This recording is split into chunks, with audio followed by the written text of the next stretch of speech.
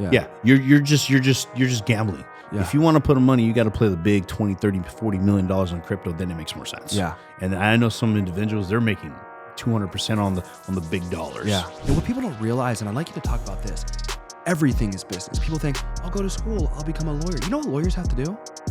They have to build a book of business. Right. They go work for another massive lawyer, and guess what that guy is? Some 50, 60, 70-year-old lawyer that spent the last 30, 40 years building up a book of business. Correct. When you're driving and you see a team like this in a line driving, Yeah. that's success to me. Yeah. Right? And then now we got the jet. Now my job is to help them get their jets.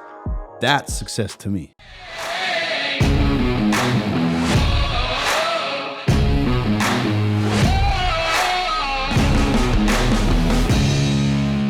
Well, I think we're live. Another episode of Adversity Kings. How you doing today? Good. How about yourself, Tristan? Thank you for having me. Thank you for coming on. So we have Amrinder Kamboj, right? Correct. Am I saying that right? Correct. And what was the nickname you said I could go by? Ami. Ami's a lot easier. So Amrinder Kamboj is the founder of Kamboj Ventures and a recognized voice in the space of personal development, entrepreneurship, and wealth building. He blends traditional business principles with modern mindset strategies to help others accelerate financial growth while maintaining balance in health and happiness. You have also delivered TED Talks, built a community around practical success habits, and been featured on business podcasts where he emphasizes the trifecta of wealth, health, happiness, and his story resonates, especially with self-starters and immigrants pursuing the American dream. And to list some of those major podcasts, I believe, can I announce the one that you just did since Go ahead. I can? So Yeah. you just hopped on Patrick Bet David, which is, I would imagine, probably one of the coolest podcasts you've been on so far. Correct. How was that experience? It was good. It was good. Yeah? Yeah. That's all I can say, man. Yeah, It's sweet, different. man. It's different. So amidst everything, I want to just you'll see I kind of scatter in regard to different thoughts on my mind. But before we dive into more of you being in, getting on the Patrick Bet David podcast, being able to discuss your story, but amidst the kind of turmoil that's going on right now with the big, beautiful bill and I don't know if you know the argument that's going on right now between Elon Musk and Donald Trump. I haven't checked it out. I was going to say, okay, I didn't know if they were discussing that. But prior to that, so we met, I would imagine, so you've done a couple podcasts, you've done some things with Andy Elliott as well. Correct. So when it comes to networking, how valuable would you say networking is and putting yourself in a room with individuals to win? Oh yeah, stay close to the mic. Networking is huge, man. It's the biggest part of key success of what I've built has been all about one thing I say. One of the things we've built in our company, what we're teaching now is the framework of a collaborative success. Yeah. Okay. And that only happens through network. So for an example, you and I, we met through Andy Elliott's event, right? We met and now we're able to do this podcast. I would have never had that chance if we didn't go to that networking event. Correct. Right? A lot of people, they miss on a lot of opportunities of not going to events. They think, I'm going to be sold and all kind of stuff. But if you put that out of the door, you just go for the networking event and you're collaborating and that's your mindset, to meet the right people. I've met multiple partnerships, multiple new friends, relationships, and folks that we've done multiple connections with through networking events. Yeah. And on top of that, like even when we host our own events, my biggest thing is not to just have people in there, sell tickets, make money off of it. That's not my business. I have a complete other business, right? The reason why we put on events for our company is one thing only, is to find my next business partner, my next venture, or somebody else that we might be able to connect and do something with. It's either through them or they have some type of peer or friendship where somehow we can do something within, like a connection. Yeah. Right. The thing is, bro, growing up, you have a different mindset. Okay. So when we're kids, we want to have fun. When we're in high school, we want to have fun. Then it gets to a point, it's time to kind of grow up. Okay. Some people get to a different part of level in life, right? And some people stay at a different part of level in life. Does that make sense? Yeah. Right. So what happens is you want to find the right group, right? And then so you start tailoring towards, hey, let me go to this event, Patrick Bet David, let's just say.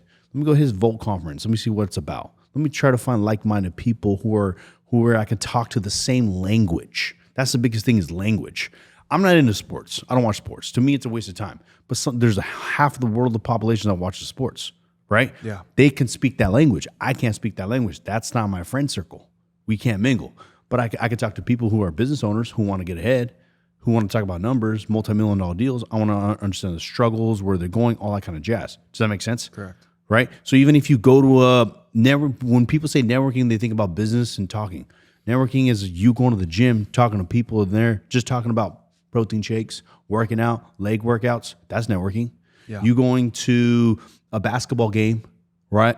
Warriors versus the Heat, and you're talking to people around you. That's networking, isn't it? Yeah. So networking is a huge thing. Another thing is to do nowadays. Humans, I think we're losing the disconnect of the biggest thing that humans are supposed to do: communication.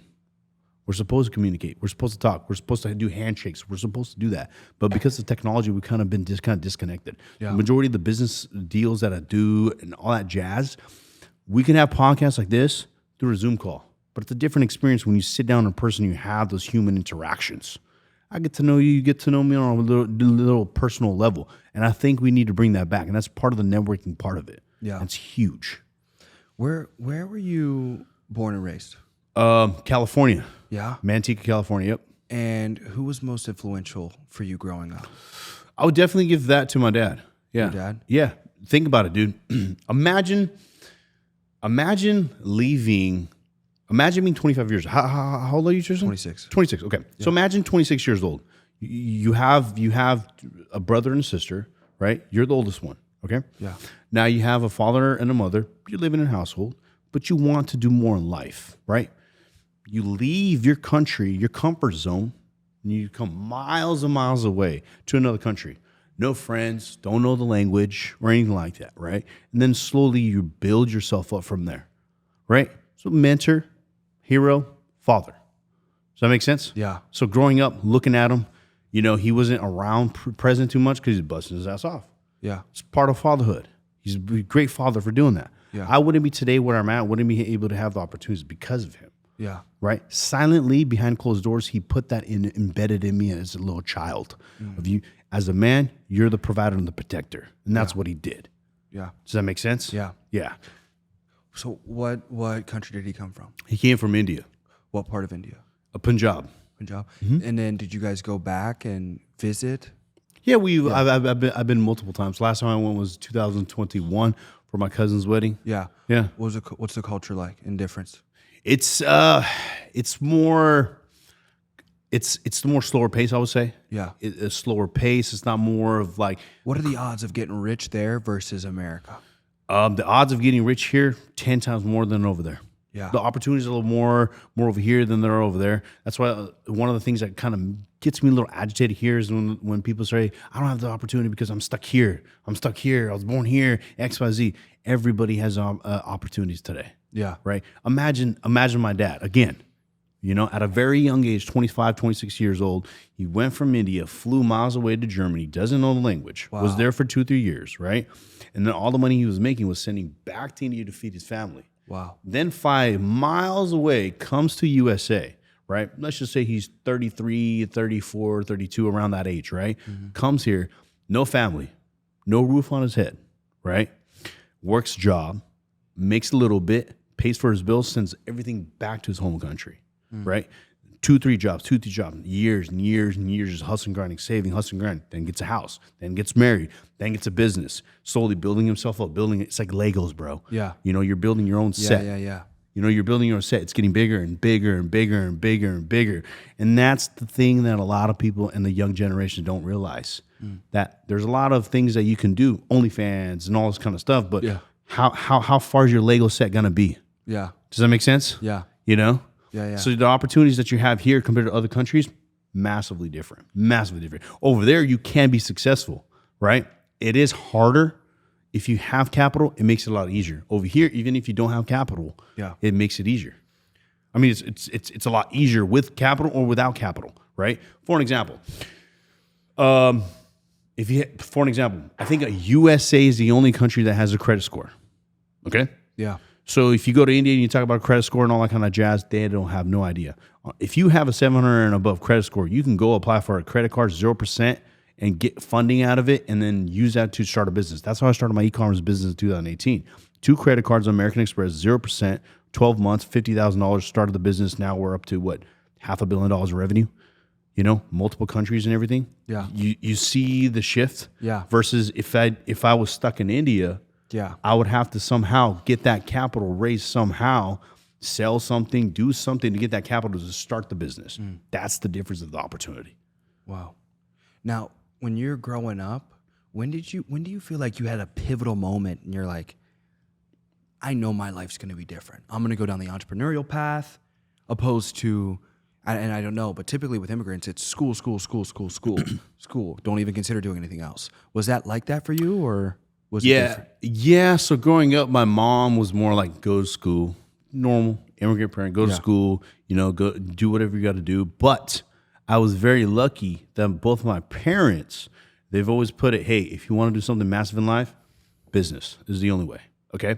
Then growing up, big unique. James Bond fan. Yeah. Big James, Yeah, I was gonna suits, say, the S Martins, the watches, the chicks, and all that. Bro, James Bond's my idol. Yeah. Right? Got the money and all that kind of stuff. Man, I want to be that guy. Then watching movies of the business entrepreneurs, the tycoons, and all that kind of stuff. I'm like, man, I still vividly remember being 8 years old, telling my mom that in the future, I want a big office, and I'm looking outside the office with wearing a suit.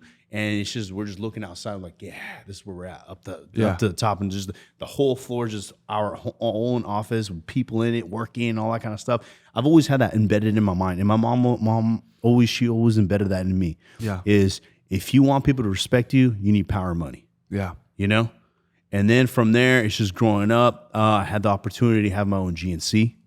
And then from there, building up, business, different opportunities, all that kind of stuff. So basically, parents molded into my mind that if I wanted to do something massive, which I knew I wanted to do something massive, but they've embedded that in me. Yeah. Right. And then along the way, just life situations happened and just kept going. So what happened was when I had the GNC, I had a business partner. Right. And I was 21 when I had the GNC. Me and him were 50-50. Right. He's my idol and all that kind of jazz. And then from there, 2-3 years down the road, we're kind of like button heads. The reason why we're button heads is I noticed that, long story short, he sees that, he wants to do something big. He wants to control me, push me back, and keep me controlled, right? Yeah. So he's trying to be the top dog, and then he sees this young guy. He has a lot of potential and everything. So we break out the partnership, and I take over. And then, long story short, from there, one of my friends told me, he says, you're not doing enough. I was like, what do you mean? Dude, I'm freaking 23 years old, making like, $100K a year or something like that. He's like, no, dude, you're not doing enough. You can do way more. You have way more potential than that. And since then, up until now, I still have that in my mind. More. And then my dad in 2022, my dad had a heart attack. He was in the hospital for 28 days, right? And I remember that time I went to Grant Cardone's event one time, business boot camp. I'm looking around. I'm like, oh, man, we're doing good. We're doing good in the business and everything, right? And this was another shift in my life. He raises his hand and he goes, hey, everybody, whoever does 100,000 in revenue, put your hand up. 100,000 ain't much nowadays, right? Yeah. Everybody's hand up. 250K, everybody's hand. Some people's hand go down. My hand's up, right? 500K, my hand's up. And then he goes, he just goes, and he goes, who makes $1 million a month? His hand's up. Who makes $1 million a day? His hand's up. Well, I'm looking at him like, yeah. There's a guy on planet Earth, and he's standing right in front of me. Yeah. And he's making $1 million a day. Yeah. Yeah, bro. I gotta pick this up. Literally. I gotta put that jet into the, fuel that shit up. Yeah. And I'm like, that's it. Let's go. I come back. My dad, he's getting better. He's recovered. December 7th, I'm looking at him in my mind. I'm like, dude, you know what? That's it. I'm going to put your last name wherever freaking I can, and we're just going to go ape shit on this. The next day, I have a meeting with the team. Whoever wants to be with me. Whoever wants to stay, like whoever wants to leave, you literally have 5 minutes to leave because I'm about to go crazy on this thing.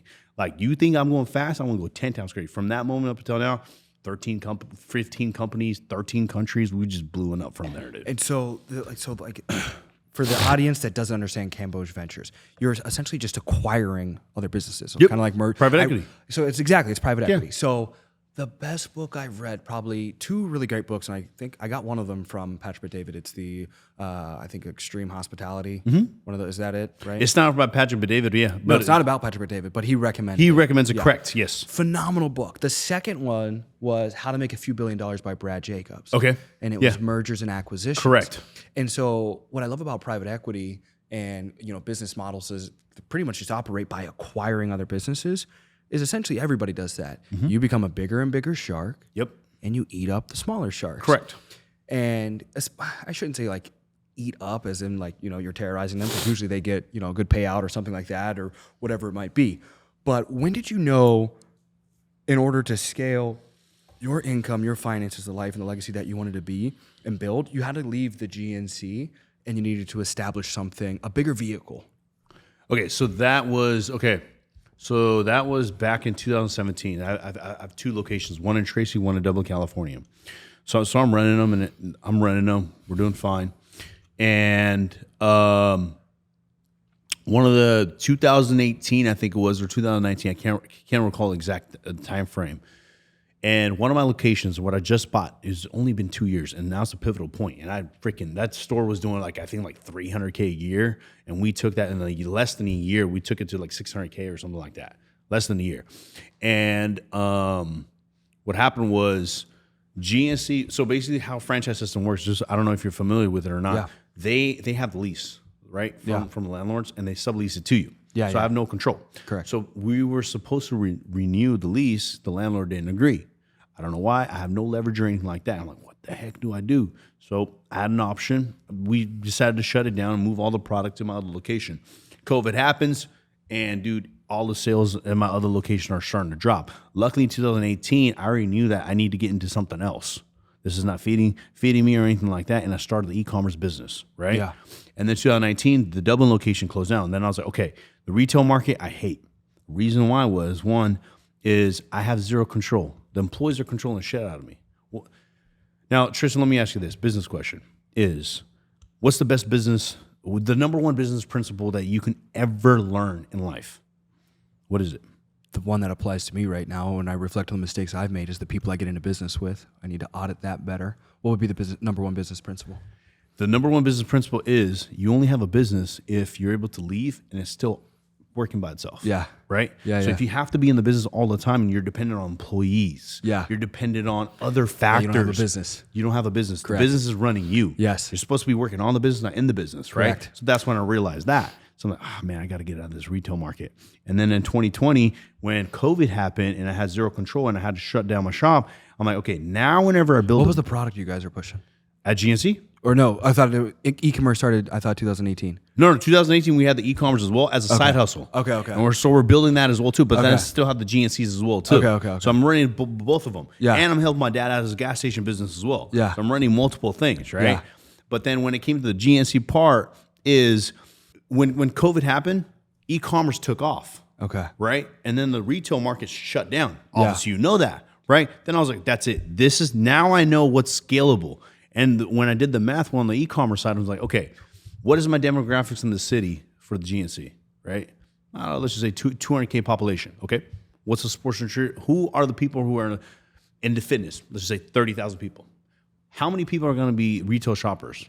5,000. How many people are actually going to come to my location? 1,000. How many people actually come? A month.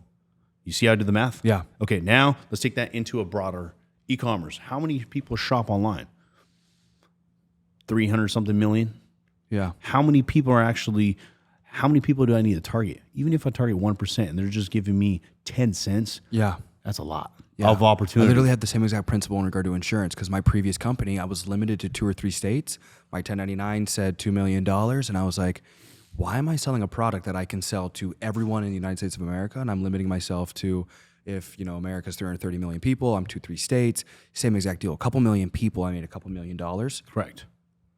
I'm literally sitting here, I'm like, dude, this isn't a business. Yeah. Who gets into business and says, hey, I only want to work with a percentage of people? Exactly. Why not work with the entire ocean, kind of like blue ocean strategy. Exactly. Yeah. So that's where my pivotal point was, okay, now I know where my business direction is going to go. Any business that I do, I always think about scalability and how fast I can scale in 5 years. Yeah. So now I have a system put in place and I have teams put into place of everything.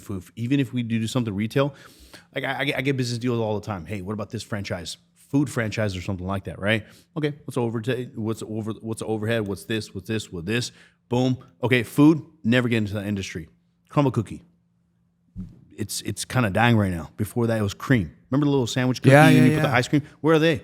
Gone. Yeah. It's a trend. Yeah. You don't want to be in business that just have trends. They only gonna last about 3 to 5 years. You need a business that's gonna change from 5 to 10 years. So those are the businesses we focus on. Then what I focus on, if I can do anything in the USA, how can I copy and paste and apply to other countries? International. And if I can do that, I have the perfect business. And it's going to last for 5 to 10 to 20, 15 years. Yeah. Then on top of that, it's all about the impact as well too. What impact and what problem am I solving?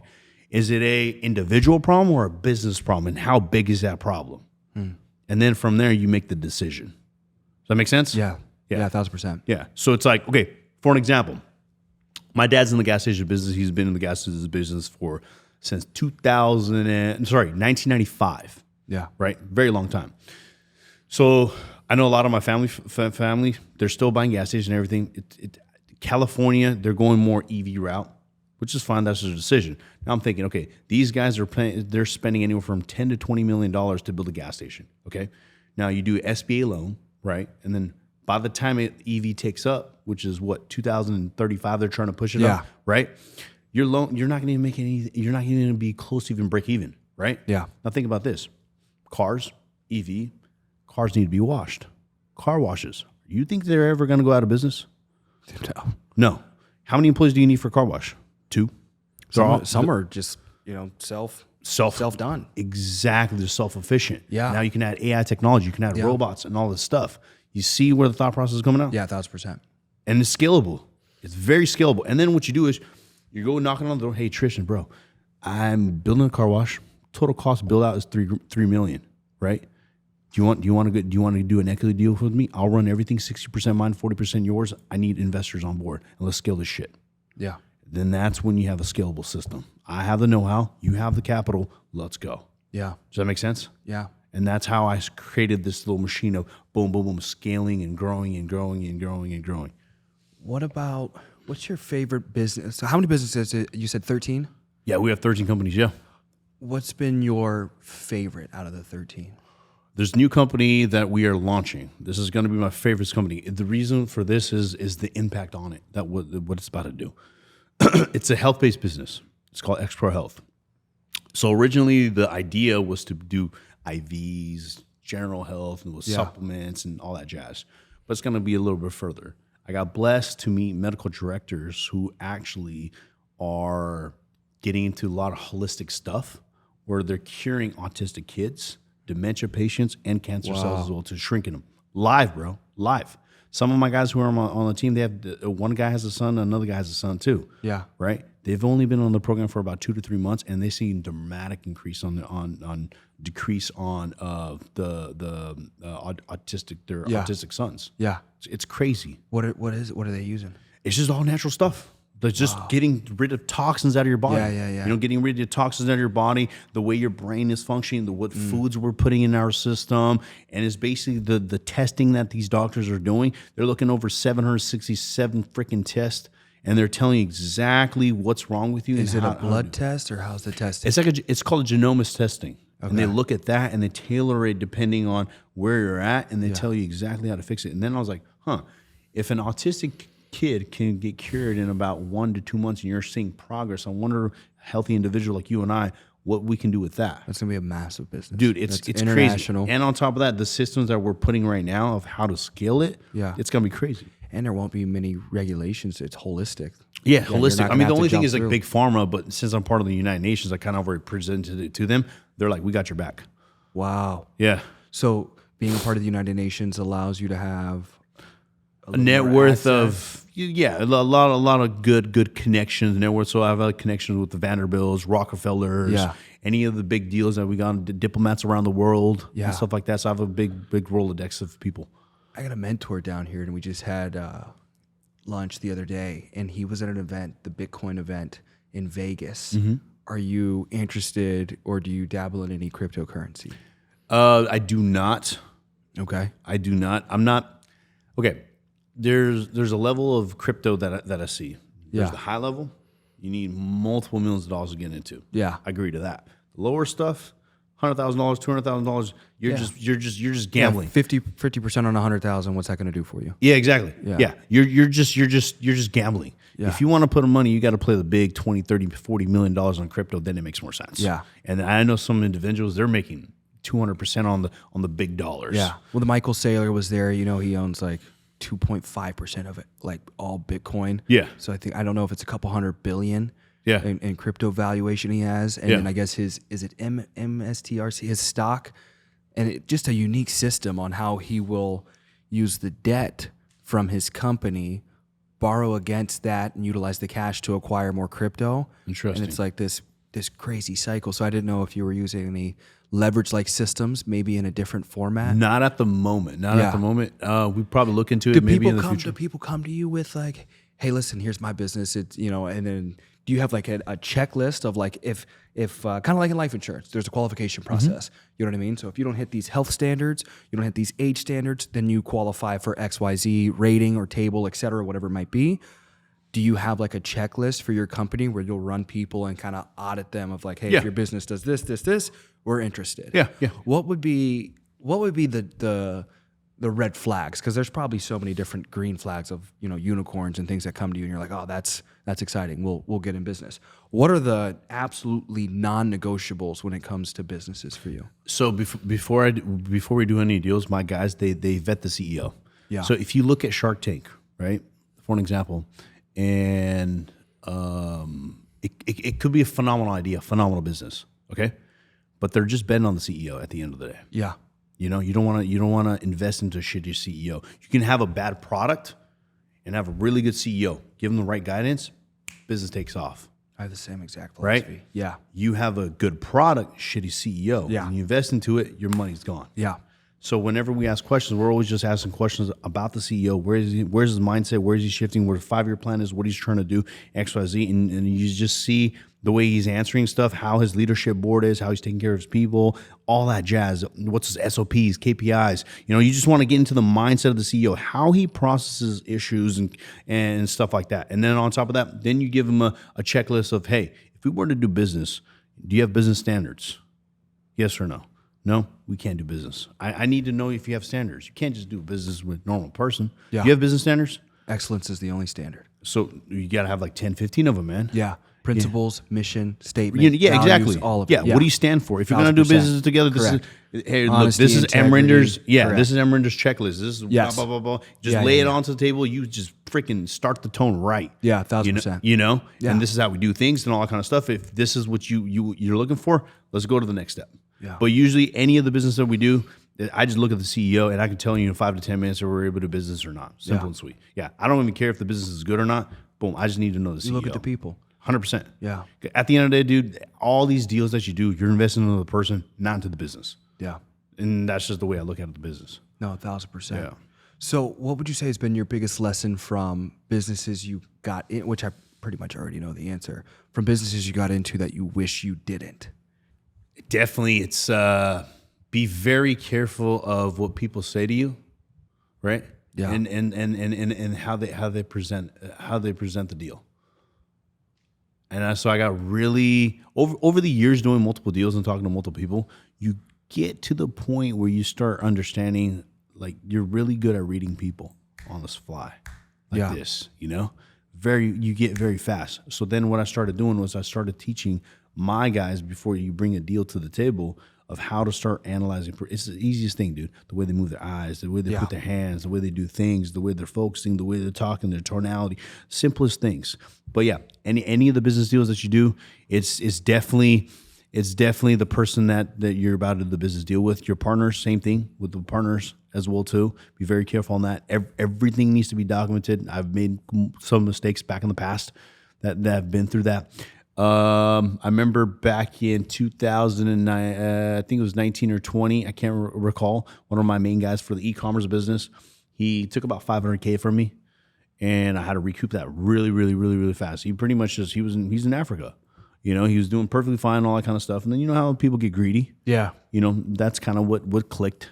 So then now it's getting to the point where one of the things I like to do is in business, I like to have a majority of the leverage and control. Yeah, you gotta have majority ownership. Yeah. So no, not ownership, just control. So how would you set up majority control without majority ownership?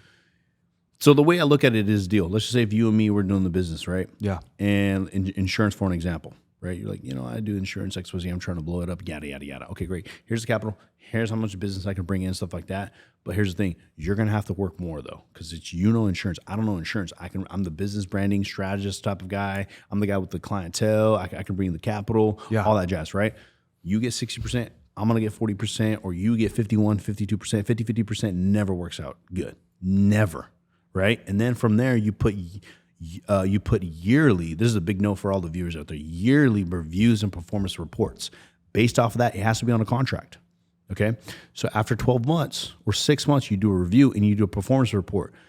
My job is to do what? If my job was to bring investors on board and clientele, right? These are clientele I'm bringing in. I have to bring in, let's just say in a year, 100 clients, and I have to raise at least $20 million, right? And I did that. And you weren't able to do what your job was to close all those 100 clients, you know, your performance report, bam, we're shifting the partnership from there. Does that make sense or not? Yeah. And I've seen a lot of deals, they're all happy, they're excited to do business, they don't have nothing like that, and then boom, shit hits the fan. We just recently broke the partnership because of that. Me and my team, we flooded what we had to do, right? They couldn't perform. So we pulled the plug out, they're out, we're taking over the company. You know, it was on paper. It was a fair deal. It was solidified completely fine. They understood. It was on paper. They had multiple warnings, right? Boom, done. Does that make sense or no? Yeah, absolutely. Yeah. And then you miss a lot of headaches too. The number one key ingredient I can say is have a really good lawyer who works for you. Yeah. Anything you do, have a lawyer. I got a lawyer on, and it's so crazy. I got my first like little lawyer on retainer when I was 22, 23. And it was because I like to drive fast. And it was bad though, because you know, my first 2 years in sales, I fell asleep behind the wheel 5 times. So I had to make $1,000 a month at, you know, 19 years old just to pay my car insurance. And then I get to Chicago and I'm driving fast 24/7, getting pulled over and everything like that. Now to the point they were like, hey, one more ticket and you know, you might go to jail. Somebody was driving 130, 140, was not Tristan. But hypothetically somebody was. And I remember getting this lawyer, young Italian guy. And what people don't realize, and I'd like you to talk about this, everything is business. People think, I'll go to school, I'll become a lawyer. You know what lawyers have to do? They have to build a book of business. Correct. They go work for another massive lawyer. And guess what that guy is? Some 50, 60, 70-year-old lawyer that spent the last 30, 40 years building up a book of business. Correct. And so I'll talk to all these guys. I'm like, they're like, man, what you do looks hard. You're in life insurance sales. I was like, bro, what you do is hard. You paid $200,000, $300,000 to some institution to teach you something that people learn in prison and free themselves from for free. And just to do the same exact thing I'm doing. So speak on not only the importance of legality and protection, but also transition into how individuals have this perception that, you know, that they think everything isn't business when everything is business. Exactly like you said, from the way you look, from the way you shake hands, from the way you make eye contact, every little thing, how you do one thing is how you do everything. But let's start with the lawyer. So how important is it as you're scaling, you're building a business, you're making deals, for you to have somebody trustworthy in your corner that knows the legal shit? It's 100%. A lot of business owners, the reason why they always fail the first year and they never hit the $1 million mark from our studies is because they want to do everything themselves. Yeah. My biggest philosophy is you even if you have to give them equity, just hire the pros. Yeah. Trust me, you're going to save a big headache, right? Dude, I had a deal on the table where it was, I think, a $20-30 million deal a few years ago, right? I'm all hyped for it, man. We're going to do XYZ. We're going to do 20-30 million. This is going to be on EBITDA. This is going to be net, blah, blah, yada, yada, yada. Right? Contract comes in, give it to my lawyer. First, I didn't even look at it. Just send it to my lawyer. Comes back and he goes, hey, bro. Gary goes, Amrinder, you can't do the deal. I'm like, why, dude? We're going to do XYZ. We're going to make a lot of money. He's like, no, it's not about the money. If you get screwed, there's a period right here that's supposed to be right here. It's not there. It changes up everything. One period. Now think about it. You and I, We're business guys. We're about numbers and all that kind of stuff. I'm an analytical number type of guy, strategy. I'm more strategy 5 years down the road and everything, right? I don't have that lawyer analytical mind, right? I'm like, I'm about to do a deal. I'm about to sign it. But he said, no, if this happens, and he explained the whole thing. If the dot was there, I would say, go. If the dot's not there, trust me, you're going to call me within a year, maybe 6 months or so, and be like, dude, this is the worst deal ever. I didn't do the deal. I just understood the expert. The other thing I would like to say is, dude, you can learn everything in life. Everything in life. And it's teachable too. There's one thing that you can't teach. You know what that is? Heart? No. Instinct. Yeah. The gut feeling that you get. Yeah. I can give you all the data for any business. I can give you all the metrics and all the know-how, all the decision making and everything. Something about the gut feeling, just listen to it. Trust me. Yeah. Every single time when you have that gut feeling, just listen to that gut feeling and it always goes the right way. There's science that shows that the gut, I don't know what exactly, but like neurologically, there's almost a connection between the gut and the brain where, you know, some people say it's like you literally have a brain almost in your stomach because of that gut feeling. Yeah. And so why would you say a lot of individuals ignore that, especially early on in their amateur business and sales career? I think it has to do with excitement and emotions. Yeah. You know, big time. Excited emotions. They're just excited to jump on the next gun. It's like having a new girlfriend or having a new car. Yeah. You're excited to drive it. You're driving fast. You're getting freaking multiple tickets, and you're Yeah. you're about to go to jail pretty soon or whatever it is. You know, it's that thing. But you know, your gut feeling is telling you maybe I should slow down a little bit, but you're not gonna listen to it because you're just excited, right? But it's about controlling that mind and listen to your gut no matter what happens. The other thing I would like to say is, how many individuals of us actually before going to sleep talk to ourselves? We talk to humans all the time. Yeah. Tristan, how you doing? You good? You great? How's your day, bro? Good. Yeah. You got that business deal that you were talking about the other day? Oh, sweet, dude. I'm happy for you. Okay. Why don't we talk to ourselves? Close our eyes and just talk to ourselves. Hey, dude, how you doing? How's your day today? Did you crush it? What are some downfalls, upsides, and all kinds of stuff? I think that's the most important thing. I've been doing affirmations. Not affirmations. You just want to know yourself. Yeah. You know? You want to know yourself. You want to talk to yourself. You want to know who like Amrinder is himself. Yeah. You know? And when you start doing that, you start unfolding a lot of different things about yourself. And a lot of people don't do that stuff. Yeah. You know, and then depression, stress, anxiety, all the stuff, thumbs up. You know, think about this. Let's just say you got a deal with Tristan. You got a $10 million insurance policy that's about to come in.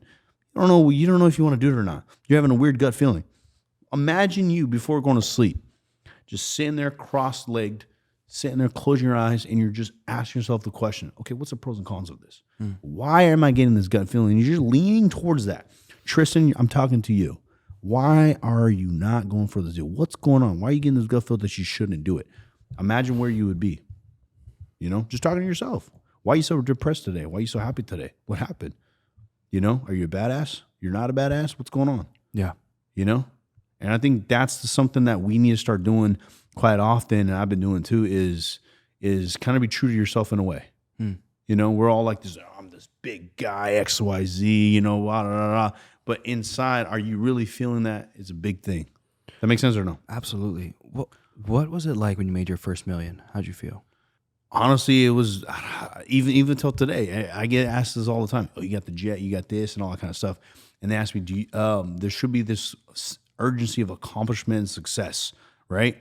I just got this asked recently as well. We were flying to San Diego to a restaurant, and they were like, you know, how does it feel? You know, we're just like freaking like, what's going on? We're on your jet, we're flying, we're about to have dinner, XYZ, yada yada. How do you feel about this success? I'm like, dude, I don't feel anything until my team, my guys, my people who are around me, they don't get their cars, they don't get the jet. For an example, when I bought the Rolls Royce last year, right, my whole team's excited. They're happy for me and everything. I'm just like, whatever about it. You guys go ahead and take a drive. But when the next person, my partner, Sanji, he got a Ferrari, dude, I'm like. Was that on the story recently? That was the McLaren. Yeah. Yeah, that was the McLaren. I'm all over there freaking excited. Yeah, you guys are happy going for him crazy. and everything. And then the Urus comes in. Sarv gets the Urus. Then we got the Porsche. We got the other Porsche. And all my guys are, you know. And then I'm like happy because then the best part is when you're driving and you see the team like this in a line driving, that's success to me. Yeah. Right? And then now we got the jet. Now my job is to help them get their jets. That's success to me. Yeah. Does that make sense? 1,000%. Now I'm so glad you brought up more of the materials, because I'm curious in regard to Do you teach throughout your organization prioritizing assets, investments, saving 1,000%. So, and what are your thoughts on the culture right now on social media that goes out and gets the liability before they get the asset? No. We do the complete opposite. So before I hire anybody like that, right? And I just did this recently last week. The first thing I ask you, like, let's say if you were to come to work for me, I'm like, Tristan, what's your 5-year plan? I don't have a 5-year plan. You don't have a 5-year plan? Okay. And then they were like, oh, I want to help you run your company, your organization. That's my company. You don't have to worry about my company. It's going to be perfectly fine. Tristan, you personally, where do you see yourself in 5 years? Personally, professionally, and financially, right? Yeah. I don't know. Well, shit. Let's create a plan.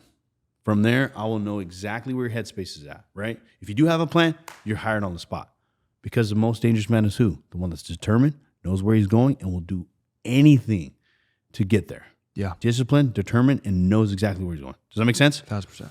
That's what I'm trying to get at. And then from there, we put a 5-year plan exactly how our house is, the lady, the kids, the cars, the business, XYZ, yada, yada, yada. Now I know exactly what Tristan wants to be. Right now I'm like, okay, can my organization help him get there? Yes or no?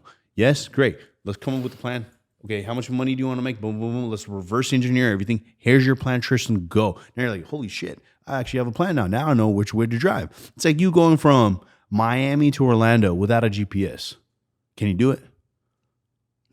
No. I can't. Now, what about if I gave you the GPS and a full roadmap? Hey, there's a cop here. There's a thing here. Make sure you slow down here. Make sure you speed here. There's a gas station here. You're going to have to take a piss here. You're going to have to refuel here. Yada, yada, yada. I give you that 10 times easier, right? Yeah. That's what I'm trying to say. So we create that first. Then the second thing is get in there. And then from that plan, you put the plan of all the investments. Hey, this is how much money you're going to make. You're going to invest this in here, here, here. You can invest with our company. My whole entire job is, even the people who work at our warehouse and everything, I help them. Hey, you can sell this and make extra money. But then I want you to put it here. I can help you increase your credit score from our other company over here, and you can get the funding from here to dump into our real estate project, our jets, or XYZ, yada, yada, yada. My whole thing is, look, you're starting from here. How many vehicles can I put you in where that tree is just growing? I'm the one that's digging this, putting the seed in there. You're watering it and seeing that tree grow. And I'm just the one that's helping you go through it. Does that make sense? Yeah. Nobody does that. No companies do that, dude. Because they don't want their employees to, they just want to be W-2. They want to control them. Oh, how much salary? Oh, you're leaving? How much salary do you want? You're making 120? I'll give you 150. Yeah. No employee gives a shit about that. They just want to know, hey, imagine this, Tristan. You're working for me. I have a Rolls Royce, but I've never helped you or talked about you getting your dream car. Yeah. Your dream house. How low are you going to be? You're not going to be motivated to work. Not at all. Right? Imagine me coming to you every quarter or every month. End of the month. Hey, how many sales calls do you do? What do you do? Bro, you just told me you wanted the freaking Ferrari 812 super fast. How are you going to get that freaking car if you're not hitting your target goals? Here's the plan for the next 3 months, and I'm going to be accountable to you. Are you going to give me your 100%? Because I'm going to give you my 200% if you give me 100%. Yes? Great. Let's go. Yeah. You see? Now, the guy who's the leader, he's pushing you to get to your goals. Then when you hit your goal, bam, now you're fired up and motivated to do the next thing. Boom, I'm going to get a bigger house. Bam, I want to do this. Bam, and I'm over there just creating more avenues to help you get to where you want to go, right? Again, the materialistic things, they come and go. It gets to the point where it comes and go. At the end of the day, you have to do everything with action and intent, equaling your purpose of what your purpose is in life. Does that make sense? Yeah. Dude, you can have all the money in the world. But how come people like Jeff Bezos, Elon Musk, they have all the money in the world, but why are they trying to do more things for humankind? Like, the fulfillment comes from what you can do for others, not just what you can do for yourself. Exactly. Yeah. You can have all the money in the world, right? But at the end of the day, what impact are you doing? One of the case scenarios I like to put is, or stories I like to tell is, imagine yourself, you died today, right? You look up top, you're in heaven, you're looking down. How many people are in your funeral? And how many people 10 years after that are still talking about you? Yeah. Yeah, that's a really good question. I like to ask, also, I'll ask my sales guys, young sales guys, I'll ask, who's your great-great-grandfather? Yeah. Nobody knows. Legacy, dude. Nobody knows. Yeah. I think that's the biggest thing for me. Yeah. Is the legacy. Same here. You legacy. know what I mean? Like, I haven't made hundreds of millions. Got pretty close. The end of this year, it'll be close to a little over 10 million gross since graduating high school, which, coming from what I came from, is a blessing. Congrats. But there's kids out there that are or not even half, maybe half my age now.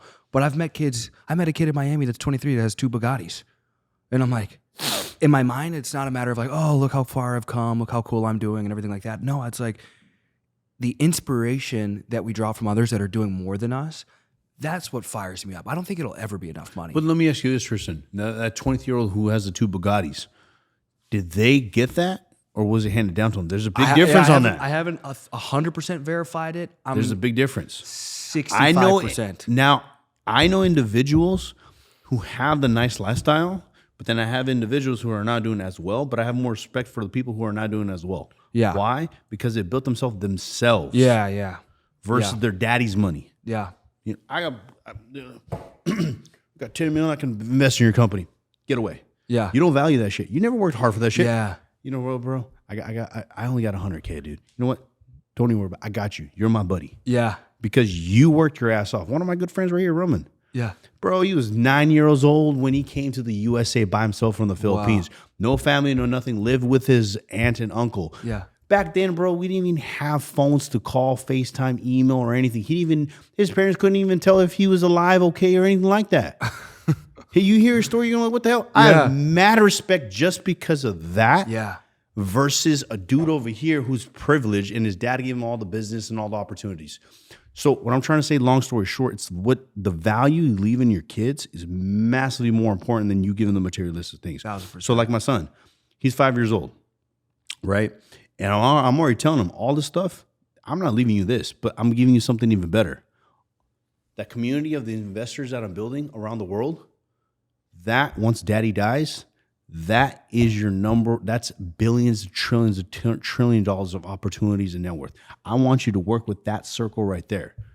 They have kids. Yeah. They have families. Once I die, once Roman dies, he has a daughter. You know, this person has a son. Work together, build something together. Community. That community is 10 times more valuable than what I'm going to be able to leave. And trust me, my man, once you build something yourself, the proudness that you get as a father, my dad is proud of me, not because he gave me anything, because I built everything he's seen me develop. Does that make sense? Yeah. It's kind of like seeing your son take the first step. Yeah. And then seeing them grow. And then from crawling to taking the first step to walking to running to doing its own thing. Does that make sense? Yeah. You always want to be known as you yourself, not so-and-so's son. Yeah. In our Indian culture, that's huge.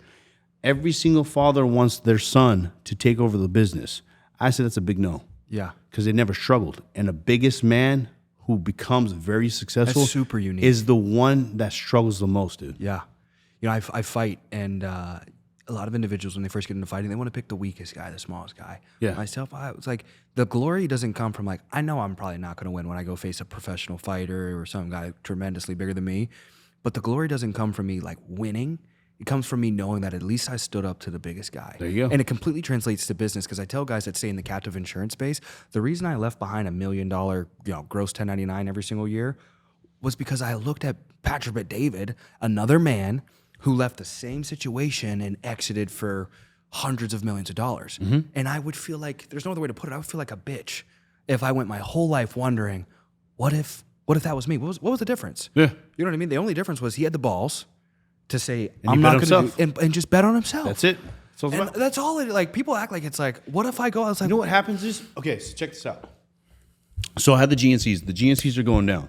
I'm helping my dad at the gas station. I had the opportunity just to stick with that, right? I'm over there. I'm just like, dude, I am depressed. This is not for me, all that kind of stuff. I asked my dad, I was like, Dad, let's get more stores. Let me run these. And I can probably have a system where 6 to 9, 8 months where we'll buy more locations and everything, right? He's like, no, I'm going to teach you how to chill, right? And then I'm just like, dude, I can't do this. I just can't do this. So I had the luxury to do that. But then it went back to what I was saying. In the back of my mind, I already knew it. I'm going to do some crazy shit, but I don't want to be known as so-and-so's son. I want to be the opposite way. That's so-and-so's dad. Yeah. Does that make sense? Yeah. I want to stand on my own feet. Wow. You know, and then from there, from 2018 up until now, we still deal with a lot of stuff. Stress, all this kind of stuff, you know? But people think the money comes and it gets easier. no, hell no. It gets harder and harder. As long as you're betting on yourself and you're not quitting, you're not gonna lose. Yeah. And you keep in mind is I got this, and I just got to find a pivoted way. Every single day, you got a letter coming in the mail, this, that, someone trying to shut you down, someone trying to do this. There's always a way. There's always a will and a way. You just need to find the right person who can answer that question. That's it. Yeah. And sometimes you have to pay big bucks to get the right answer. I've paid multiple hundreds of thousands of dollars to people's mentors like Patrick David, Grant Cardone, all these big guys. Be like, dude, here's $100,000. Let me just have a 10, 20-minute conversation. This is what it is. What do you recommend? And yeah. Oh, bam, let's go. Yeah. Solve my issue. Made millions after that. Does that make sense? Yeah. And a lot of people, they prioritize, they get the money. This is what I've known a lot of business owners do. They make a few $1 million in the business and they start buying the cars, the houses and everything. But bam, that's it. They don't grow. They hit their ceiling. What you got to do is, exactly, they hit their ceiling. What you got to do is 5, 10, 15, 20, 15, 20, 25 million. Until you don't get your 25 million, you do not spend that money. You just put everything back into the business. You keep putting it into marketing. You keep putting it in infrastructure and mentorship. Back and over and over and over again. The biggest thing what I notice is a lot of business owners, the reason why they fail is because they stop being curious. Yeah. They stop learning. Why do you think the curiosity dies? It's because they think ego hits in. And school teaches us to stop being curious. Yeah. You know, imagine this. When you're a kid, we're curious. My son, he's 5 years old. Daddy, why is this? Daddy, why that? What? I can be like, stop asking me a question. Stop asking me a question. Just give him a simple answer. I'm very detailed. Daddy, how come the chair over here, the screw's like this? Because of yada yada, because it connects here. Did you think about this? Did you think about that? And then you keep just expanding on his curiosity. Yeah. And that's what you have to do. So that's what I do with my organization too. Randomly, I'll just, on my notes, I'll put, tomorrow I'm gonna ask them a case study about XYZ. I'm like, hey guys, get in the conference room. Zoom call, conference room, everybody gets in there. Hey guys, I'm just case study time. And they get all fired up. They love this. Okay, and I just make it up. There's a $10 million deal on the table, right? It's XYZ. This partner, this partner, this partner. Which partner would you choose? Debate. There's no wrong answer. There's no right answer. You guys I just want to see where your guys' thought process is. Somebody says this answer. Okay, that's good. This. And everybody's just taking notes, right? And then we're like, have you thought about this? Have you thought about it? And then they go at it. Well, if you do this, this is going to happen. You see where the curiosity mindset happens? You got to be curious no matter what. The other thing with a lot of business owners where curiosity dies is they never ask their freaking employees and teammates. I am the boss. I'm the big dog. I have the answer to everything. No, you don't, bro. Imagine you have an organization and you have 100 people, right? You're the top dog, and these guys on the bottom, like insurance company, for example. Yeah. How many agents do you have? 140. Okay, 140. Damn, bro. That's crazy. Congrats. Thank you. So you have 140 agents, right? They're the ones calling every single lead, right? But then if you and you're like, dude, just keep killing it, keep crushing it, and you never ask them, okay, guys, you guys got 100 leads. I need the pros and cons. There's 1,000 leads that come in, but we only close 100. Why is that? What happened to the 900? Right? Yes. Give me your feedback. Okay, great. Okay. Oh, how do you think we can improve? What do you think is missing? They're the ones calling. Why don't you get their feedback first? Yeah. They have to be part of the business. But every single business owner, what do they do? It has to be this. Employees leave. Business starts shutting down. Revenue starts dropping. No, you calm down and you ask them because they're up front doing everything. Yeah. I randomly will call all my guys one by one. Okay, so I'm thinking about XYZ, yada, yada. What do you think about this? Yada, yada, yada. Okay. Miguel, what do you think about this? No, but have you thought about this, bro? Oh, dude, you just saved me $20 million. So you just increased $20 million in revenue. Yeah. Just by me asking. Everybody's mindset process different things in a different way and a different speed. Yeah. Right? Yeah. You have so much going on as a CEO, as an entrepreneur, right? You have to ask everyone. And a lot of people, I think a lot of business owners, they don't want to ask is they think it's wrong to ask as being a leader. But being a leader is to ask. Yeah. Does that make sense? Yeah. Servant leadership is the only way to lead. Exactly. Servant, curiosity. I think the big misconception over the years is being a business owner that you know it all. Yeah. You don't. You got to ask questions. And that's the people who will keep asking questions, people who are curious, people who want to know more, learn more, even if from their own organization, right? Are going to keep developing, growing. And when you do that and you're genuine with it, correct, it exposes the humility, because there's some fake leaders out there that if you just kind of study the 48 laws of power, you can start to realize, all right, these guys are, everyone's using manipulation. It's kind of like how money magnifies who you are. You're either a good person or a bad person, and the more money you get, the more marketing you get, it just magnifies that you're a good or a bad person. But I always tell people this when they're like, I don't want to read the 48 Laws of Power. My mentor told me not to. I was like, well, then your mentor's probably manipulating you because that's what I was told. Yeah. But I was like, everyone's manipulating. I'm going to manipulate you to, go make $1 million. You can hate me for that, or you can love me for that. That's, completely up to you. It depends on how you want to interpret that. But if you don't know and you don't educate yourself, then you don't know who's manipulating you. Yep. And who really struck me with that is, again, not to glaze the dude, but Patrick David. I remember listening to a podcast, and I remember him doing like a case study with his insurance team. And you know what? Actually, I think it was I went to the SLS. I think it was maybe a year or 2 years ago. And I think he talked about a case study live in person that he did with his insurance company. And that he was asking everybody, he was like, I want everyone to read the 48 Laws of Power. And it took, maybe 4 weeks for the group of leaders he assigned it to. And he was like, everybody very quickly exposed who the negative manipulator was. And it was a lesson that just kind of like vibrated throughout the entire room. It was like, it is so important to do what you said in regard to figuring out what you don't know. And it's a combination of curiosity, questions, and having your eyes open. Yeah. It's cost me a lot of money. Yeah. And you know what? I don't care as much about the money that I lost. It's the time. That's where I get like, man. I think that's everyone. Yeah. Yeah. When something like that happens, when you lose money or something like that, it's you. As long as in your mind you know you can make more, which everybody knows, it's just a loss of time. Like, shit, I spent 12 months making this, 24 months this, 6 months of that, and $5 million. The money's gonna come. Yeah. It's just the time frame that you're crying about. That's about it. But correct. It's okay. It's what I look at it as this is if that didn't happen, I wouldn't be able to learn this, and it's not gonna happen again. Amen. So now it's time for me. Let's just say you lost $5 million on the deal, whatever it is. You lost $5 million. Somebody screwed you over, whatever it is. It's time for me to make $10 million from that $5 million mistake. Yeah. But it's never gonna happen again. What's the most you ever lost? Most I've ever lost, probably $5 million. Yeah. In like 1 year? In about span of one deal in about 3 to 4 months. Yeah. See, for me, it was 3.5 years. It was a business partnership, similar to what you said. I was 21. I didn't inspect everything. I was supposed to be 60-40 split. And it was the course of 3.5 years, and it equated to about 3.5 mil. Yeah. But 5 mil and 3. But I always hear this. When I get around a guy that's done more or bigger, it makes me feel better because it'll be like some guy. I remember, I think it was Bob Menery introduced me to Dana White and some of these other guys down, and it was networking. You know what I mean? I network with this guy in Chicago. He invites me out to Vegas. I meet Bob Menery, Dana White, Steve Will Do It, all in like 30, 45 minutes. And I'm like, holy shit. And I see I see this kid, and he loses $100,000 in 5 seconds playing blackjack. Younger than me, goes out and pulls another 100,000, smiling, laughing, all giddy. And I'm like, holy shit. You know what I mean? Just perspective.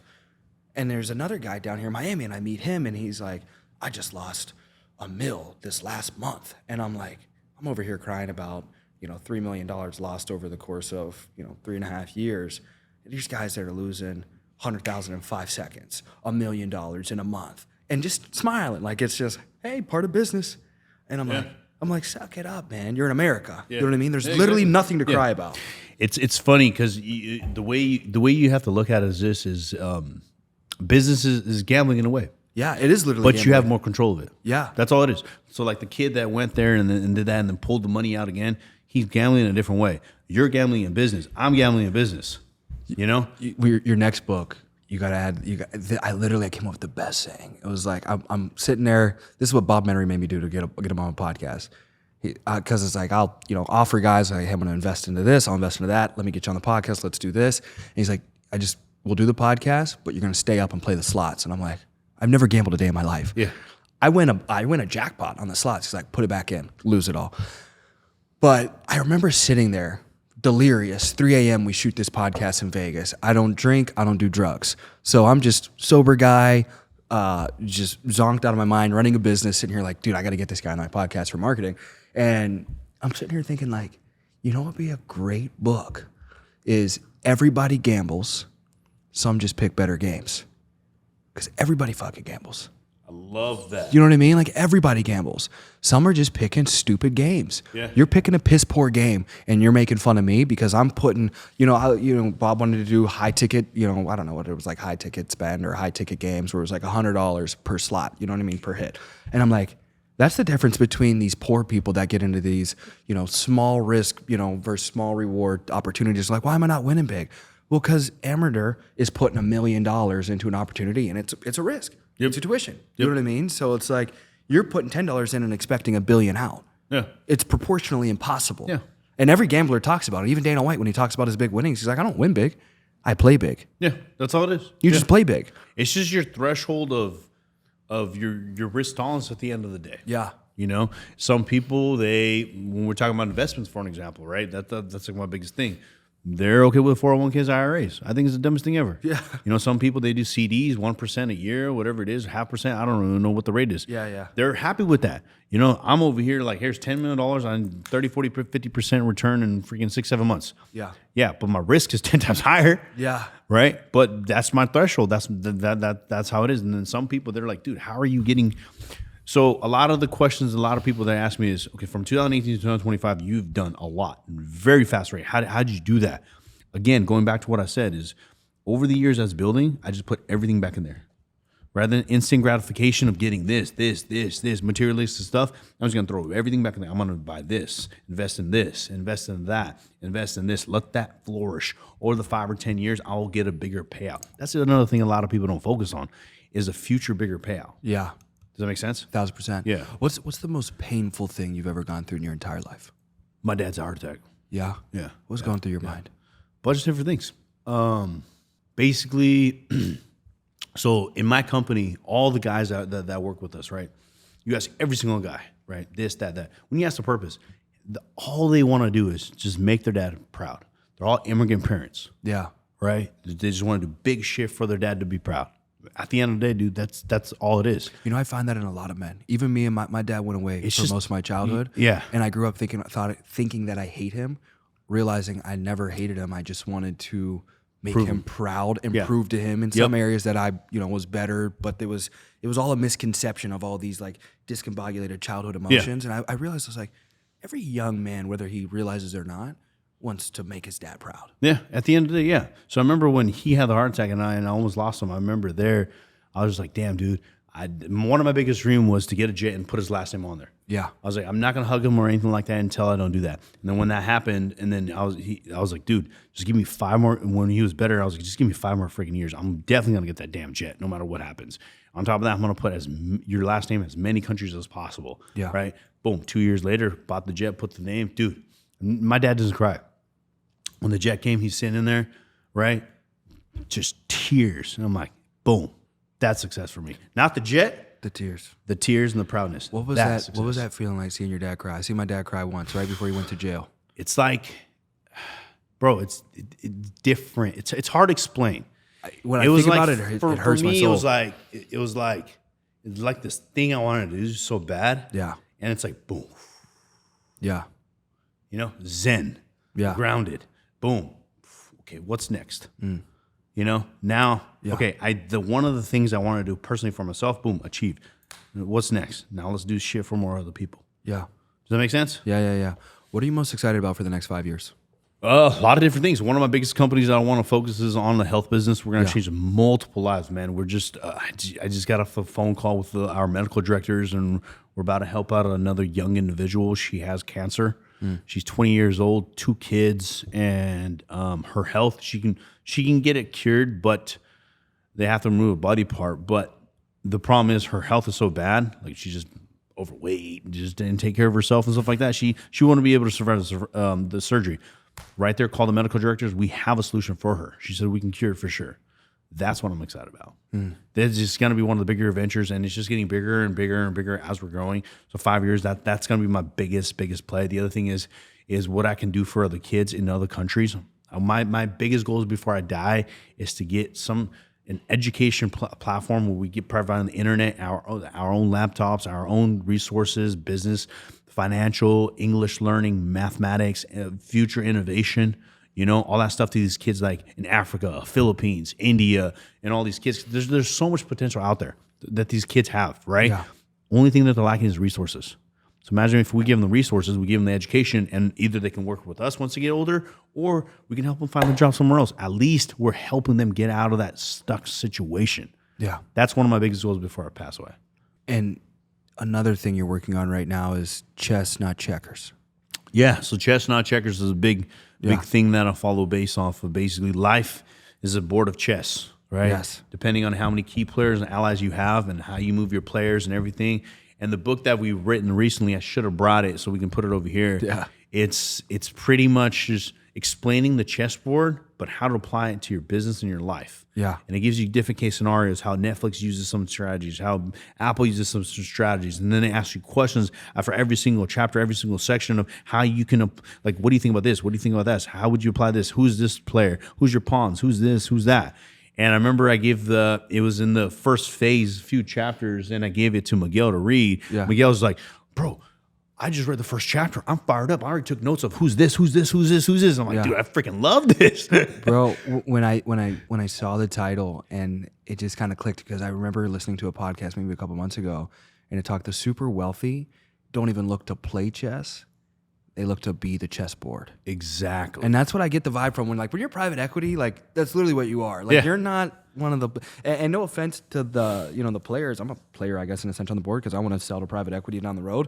Is the private equity is the board. They're the one looking at how the players are operating, how they're positioning. Hey, you're getting the highest offer. We're giving you this multiple based off this EBITDA. You know what I mean? And it's like, the players, we're all trying to figure out how can I get the highest multiple? How can I get the highest EBITDA? And it's like, but like at the end of the day, like it's the same exact mindset I had when I was looking at Patrick David. It's like I think about this all the time. It's like I pretty much am just trying to emulate the same exact model, private equity wise, to just buy up smaller insurance teams to amass the largest.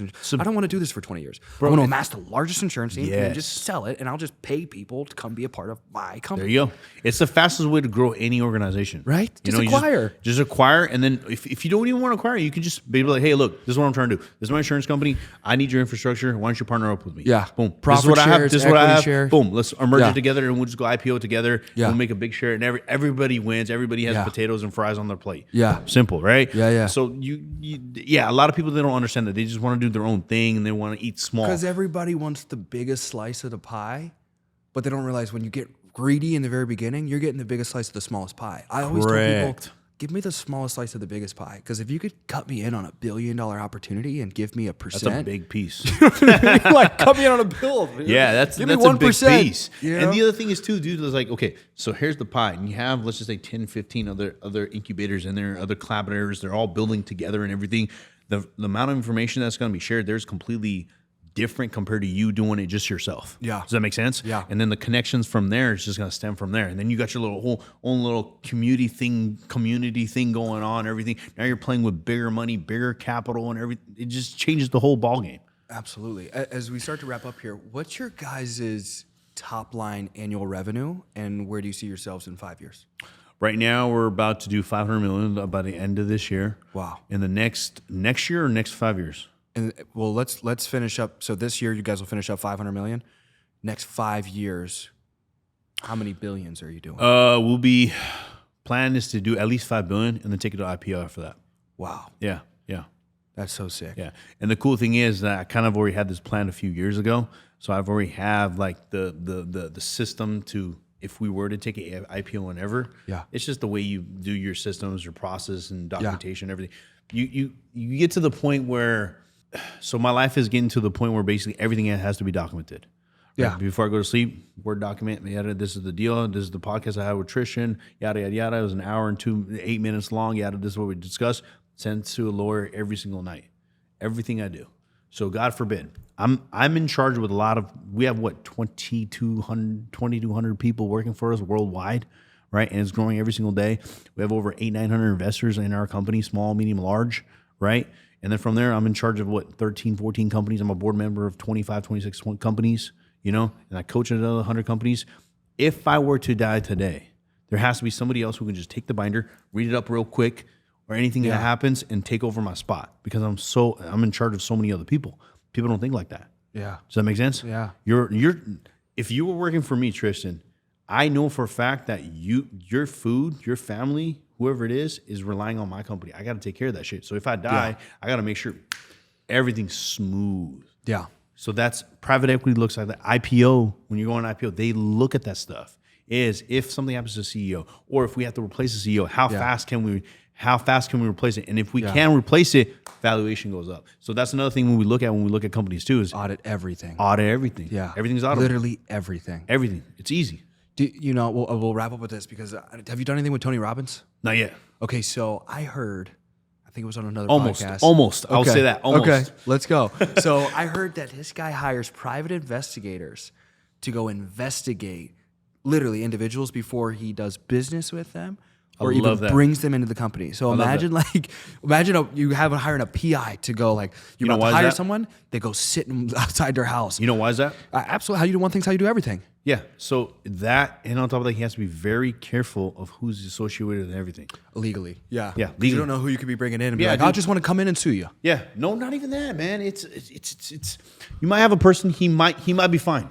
I want to know Tristan's friend. Tristan, I love you, bro. Let's do business together. Yeah. You're a genuine guy and everything like that. But you might have another friend who's a scumbag or something like a scammer or did something shady or something like that. Sorry, you're associated by guilty. I can't do business with you because if we do business together, right, and he's part of your friend and somebody else knows about that guy, I'm automatically associated by guilty. Yeah. Yeah. That's so fire. Does that make sense? Literally so fire. So he's at the position where he has to do that. Yeah. And it's going to get to the point where you and we're going to have to do that too very soon. Yeah. And like me, my guys, they already know the way, when I said the standards, I have friend standards and business standards for everything. Do you check out every single box? Boom, you can sit on the table and talk to me. Wow. So if you have my number and you're sitting down, you're smoking a cigar, you're drinking with me, you're hanging out with me, I'm very selective who I do everything with, man. Yeah, you have to be. Yeah, to get my number. Because it's not just your life on the line. It's all their lives on the line. Everybody's. And then it's the 2,000 plus individuals on the line. And the thing is, bro, building a reputation takes forever. It takes a night to lose it Thank all. you. Yeah. Yeah, and one person. It just takes one person. And I'm glad you said in regard to the individuals you associate with, and I know I keep saying we wrap up, but I remember somebody introduced me that wasn't the highest class individual, just kind of a goofball, to an individual that I wanted in an introduction to. And I had this lesson that just kind of epiphany in my mind is who introduces you to the connection is vitally important. 100%. I almost would rather wait on the connection than have some crackhead introduce me to the connection, because then the person I'm getting connected with is associating me 100%. with the connector. Yep. So I think that's another lesson for guys out there. It's yeah, get me connected. If this dude is known as a loser, some drug addict or something like that, you're getting associated with their value as well. Yeah. So And we discussed about all this in that chessboard book too. yeah. For an example, like if I wanted to do a deal with Tony Robbins, right? Yeah. I can get that contact done, but I already have a plan of how I want it to be done, right? And like Patrick and David, we just sat down, did all that kind of stuff. I could have done that and just throw money at him, boom, get it done. No, there's going to be a different little way. Oh, 1,000%. There's a way that I want it to be perceived, the respect value. He has respect. You got to respect me too. Yeah. It's the way you play the chessboard. Yeah. And we're discussing all that in the book. Yeah. A lot of people, what they like to do is I'll just give you $100,000. Bam, let's do this podcast. Let's do this. Boom, boom, boom. Just make the introduction done, right? But there's a different way to do things. Damn, this guy's pretty legit. He did this. He's doing a thing at Versace Mansion. He's doing the UN. Who the hell is this guy? Yeah. Who's this guy? Randomly throwing a $2,000 business event in a Fontainebleau has Ed Milet, Bedros, Kevin Leary, Damon John, Robert, all those shark guys coming in there. Who's this guy? Yeah. Oh, wow. He's about to be a judge at Shark Tank for the next season. Wow. Who is this guy? You see the difference? Wow. Yeah. That's more powerful versus than you. Hey, here's $200,000. Let's talk. Yeah. Or, hey man, can you get me connected to XYZ? Yeah. Oh, can I talk to you? Can we do a business deal? No. It's just a little different strategy, bro. 1,000%. For everything. Yeah. 1,000%. Yeah. What's the last thing you want to wrap up with? Anything else you want to add in where people can go get the book maybe, or? The book, man, I have nothing to sell. Yeah. I have businesses, I have investment companies, all that kind of stuff. That's my main gig, right? And I love coaching people on business. What if someone wants to bring you a deal? Can people bring you deals? Yeah, just hit up one of my guys on Miguel, Sarv, Thaj, just hit them. They're very easy to reach. Or if you even DM me, I'm just gonna direct you to them. Yeah. I'll get you connected to somebody. Yeah. And then they'll vet out the deal. And then from there, we'll be like, okay, Ami, I think this is gonna be good for us. Yeah. But this is not gonna be good for us, whatever it is, right? And then so that's our main thing. But the book, just DM me, chessboard, and we'll send it to you for free. Wow. I'm not trying to make money or anything like that. I'm just trying to bring as much value to people. Even our event that we did in Cabo, same thing. Trying to value the event that we're trying to do in Versace tomorrow. The one that we're doing in the Fountain Blue on August 7th, 8th, 9th. It's gonna be 2,000 business owners. And that too, it's a little bit different. It's not, you can't just buy a ticket. You have to have a net worth of at least 5 million in revenue, business revenue, true revenue. Yeah. Right. Minimum of that to even get to general pass ticket, because we don't want just anybody coming. The qualifications are everything. Yeah, because why? A guy like Tristan wants to network with the top end people. How many conferences have you been to where you can just buy a $500 ticket and still network with the top guy? Not many, but only Exactly.